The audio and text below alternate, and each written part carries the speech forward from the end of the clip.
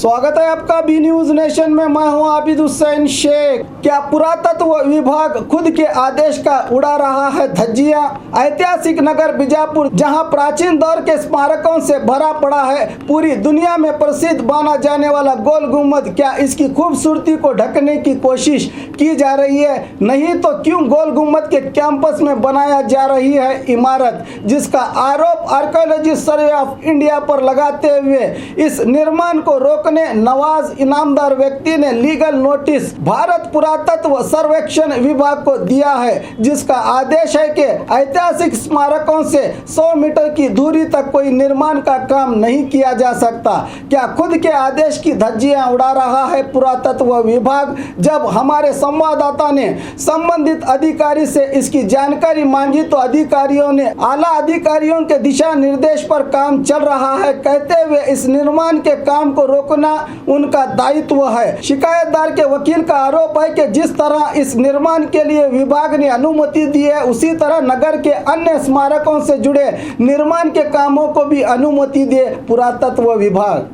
तारीखी शहर बीजापुर, गुंबदों का जो शहर बीजापुर है, आज हम ठहरे हुए हैं आदिल शाह दुआम के बनाए हुए गोल गुंबद में, जो दुनिया में पूरे एशिया में सेकेंड लार्जेस्ट गुंबद के नाम से जाना जाता है, गोल गुंबद। तो यहाँ पर आपको बता दूं कि तारीख 1/6/2019 को श्री नवाज रियाज अहमद इनामदार, तो उन्होंने डिप्टी कमिश्नर, तहसीलदार, असिस्टेंट कमिश्नर, महानगर पालिका को एक नोटिस दिए हैं कि गोल गुंबद के जो मेन गेट है, यहाँ पर जो है एक कंस्ट्रक्शन चला हुआ है। आप यहाँ पर आप देख सकते हैं ये कंस्ट्रक्शन जो चला हुआ है, गोल गुंबद के मेन गेट के पास एक कंस्ट्रक्शन चला हुआ है। इसी को लेकर, क्योंकि archaeological survey of India act के तहत जो भी शाही मोनूमेंट हैं, तो उनसे जो है 100 मीटर 300 मीटर ये जो है प्रोहिबिशन, उनका जो प्रोटेक्शन एरिया होता है, उसको छोड़कर जो कंस्ट्रक्शन की परमिशन वहाँ पर मिलती है।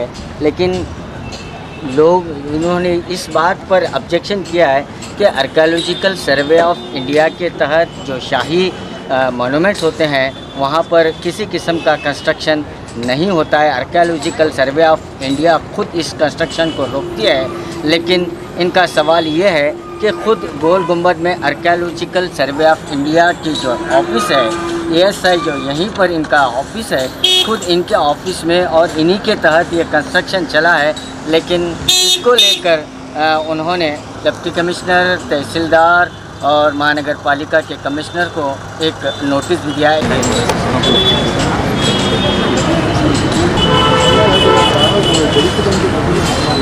अब यही सवाल को लेकर शहर बीजापुर के MS रोजे वाले जो एडवोकेट हैं, उन्होंने लीगल नोटिस भी जारी की है। आइए उन्हीं से बात करते हैं।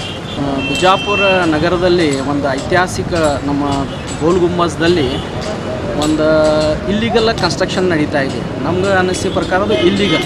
ಯಾಕಂದ್ರೆ ಆರ್ಕಿಯೋಲಜಿಕಲ್ ಕೈದೆ ಪ್ರಕಾರ ಒಂದು ಏನ್ಸಿಯಂಟ್ ಮಾನ್ಯುಮೆಂಟ್ ಆ್ಯಕ್ಟ್ ಕೈದೆ 2010ದಾಗ ಯಾವುದೇ ಒಂದು ಕೆಲಸ ಕನ್ಸ್ಟ್ರಕ್ಷನ್ ಮಾಡಬೇಕಾದ್ರೆ 100 ಮೀಟರ್ಸ್ ನಿಷೇಧಿತ ಬ್ಯಾಂಡ್ ಪ್ರದೇಶ ಅಂತೇಳಿ ಇವ್ರು ಹೇಳ್ತಾರೆ.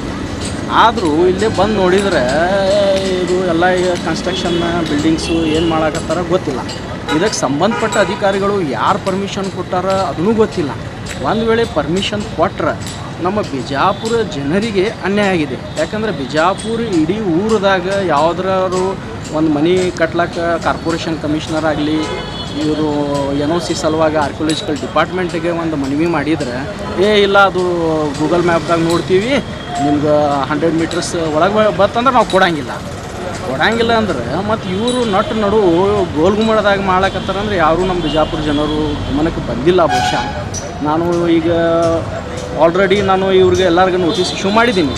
ಜಿಲ್ಲಾಧಿಕಾರಿಗಳು ಆಗಲಿ, ನಮ್ಮದು ಕಾರ್ಪೊರೇಷನ್ ಕಮಿಷನರ್ ಆಗಲಿ, tahsildar, assistant commissioner Bijapur, archaeological officer Vijayapura ಮತ್ತು ಧಾರವಾಡ ಸರ್ಕಲ್ ಅವ್ರಿಗೆ ನೋಟಿಸ್ ಇಶ್ಯೂ ಮಾಡಿದ್ದೀನಿ.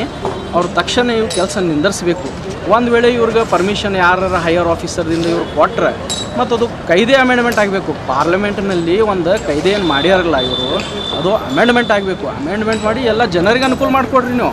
ಬಿಜಾಪುರ ಜನರು ಒಂದು ಎನೆ ಪ್ಲಾಟ್ ತೊಗೊಂಡು ಒಂದು ಆಫೀಸ್ಗೆ ಹೋದ್ರೆ ಅವ್ರಿಗೆ ಇಷ್ಟು ಲಕ್ಷ ಕೊಡು ಅಷ್ಟು ಲಕ್ಷ ಕೊಡು ಅಂಥೇಳಿ ಭ್ರಷ್ಟಾಚಾರ ಮಾಡ್ತೀರಿ ನೀವು, ಮತ್ತು ಪರ್ಮಿಷನ್ನು ಕೊಡಂಗಿಲ್ಲ.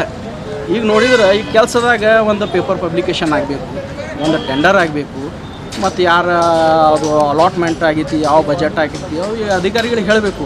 ಈಗ ನನ್ನ ಅನಿಸಿಕೆ ಮಟ್ಟಿಗೂ ಇವರು ಬಿಲ್ಡರ್ ಜೊತೆ ಅಧಿಕಾರಿಗಳು ಏನು ಶಾಮೀಲಾಗಿ ಏನು ಇವ್ರು ಆಟ ನಡೆಸ್ಯಾರಲ್ಲ, ಕಾನೂನೇ ಗಾಳಿಗೆ ತುರ್ಸ್ಯಾರ ಇವರು. ಯಾಕಂದ್ರೆ ಕಾಯ್ದೆ ಪ್ರಕಾರ ಕಟ್ಟಬದ್ಧವಾಗಿ ಎಷ್ಟು ಬಿಲ್ಡಿಂಗ್ಸ್ ಬಿಜಾಪುರದಲ್ಲಿ ಕೆಲಸ ನಿಂದರ್ಸ್ಯಾವ.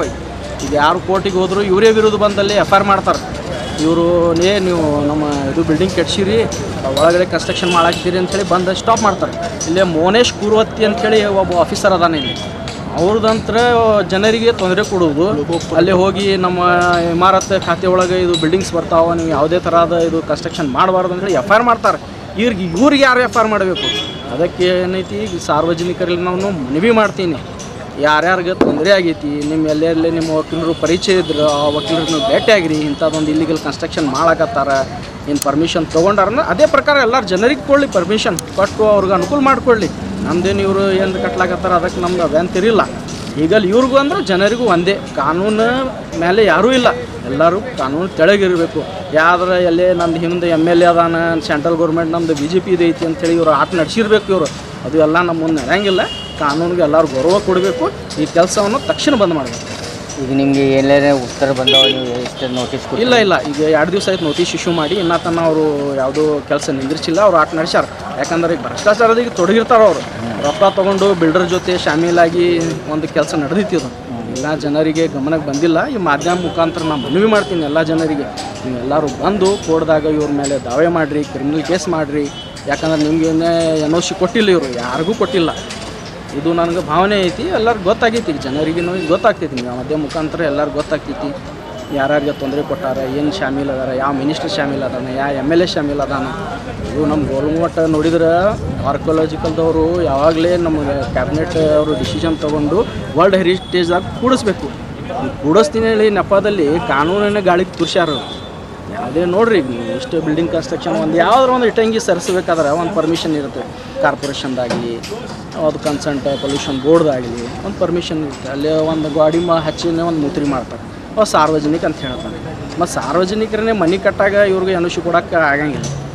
ಧಾರವಾಡ ಹೋಗ್ರಿ, ದಿಲ್ಲಿಗೆ ಹೋಗ್ರಿ ಕಳಿಸ್ತಾರೆ. ಮತ್ತು ಇಂಥದಾಗ ಇದು ಎದಕ್ಕೆ ಬೇಕು ನಮ್ಗೆ? ನಿಮ್ಮ ಪ್ರಶ್ನೆ ಅಷ್ಟೇ, ಇಲ್ಲೇ ಇವ್ರಿಗೆ ಯಾರು ಪರ್ಮಿಷನ್ ಕೊಟ್ಟಾರೆ? ಹೌದು, ಮತ್ತು ನೋಡ್ರಿ ನೀವು ಸೌಂದರ್ಯ ನಮ್ಮ ಗೋಲ್ ಗುಮ್ಮಸ್ ಎಲ್ಲ ಗೇಟ್ದಿಂದ ನೋಡಿದ್ರೆ ಕಾಣಬೇಕು. ಇಲ್ಲೇನು ಹಿಂಗೆ ನಡೆಸ್ಯಾರತ್ತ, ಇದು ಇಬ್ರಾಹಿಂ ರೋಜಾದಾಗೂ ಹಿಂಗೆ ನಡೆಸ್ಯಾರ. ಅವರು ಏನು ಕಟ್ಲಾಕತ್ತಾರೋ ಗೊತ್ತಿಲ್ಲ. ಅವು ಅಧಿಕಾರಿಗಳಿಗೆ ನೀವು ಸಂಬಂಧಪಟ್ಟವ್ರು ಕೇಳಿದರೆ ಗೊತ್ತಾಗ್ತೈತಿ. ನಾನು ಲೀಗಲ್ ನೋಟಿಸ್ ಇಶ್ಯೂ ಮಾಡೀನಿ, ನಾನು ಹೋಗಿ ಅವ್ರಿಗೊಂದು ಡಾಕ್ಯುಮೆಂಟ್ ಕೊಡ್ತೀನಿ. ಅವ್ರೇನು ಉತ್ತರ ಕೊಡ್ತಾನೆ ಮುಂದಿನ ದಿನದಲ್ಲಿ ನಾವು ಕಾನೂನು ರೀತಿ ಏನು ಮಾಡಬೇಕು ಅವ್ರನ್ನ ನಾವು ಮುಂದೆ ಕೋರ್ಟ್ದಾಗಿ ಪ್ರಶ್ನೆ ಮಾಡ್ತೀವಿ. MH रोजेवाले अड्डा।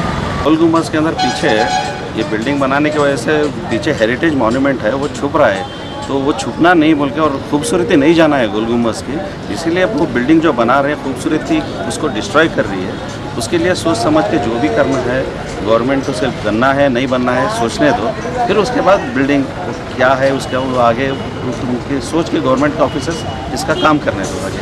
अगर खूबसूरती ख़राब हो रही है गोल गुम्बद की तो बनाना मुझे लगता है कि मुनासिब नहीं है वो, समझ।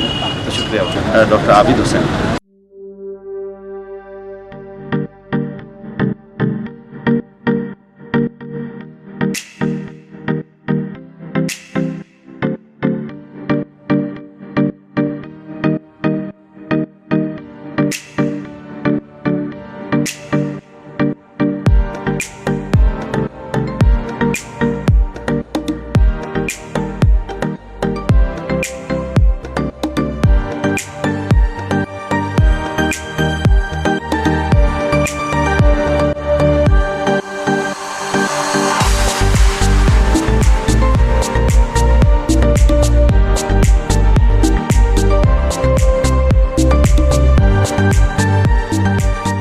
हमारे पास यहाँ पे शादियों का बाज़ार और जमातों का और सब कुछ मिलता है, फर्नीचर मिलता है।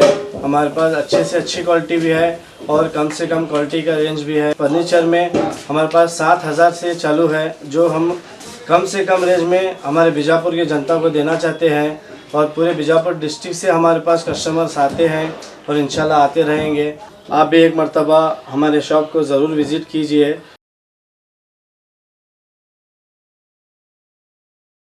और खबरों के लिए देखते रहिए B News Nation. B News Nation के लेटेस्ट न्यूज़ों को अपने मोबाइल में देखने के लिए यूट्यूब में बी न्यूज नेशन के चैनल के सब्सक्राइब आइकॉन को दबाएं और फिर बेल आइकॉन को दबाने पर आप लेटेस्ट न्यूज़ों को देख सकते हैं।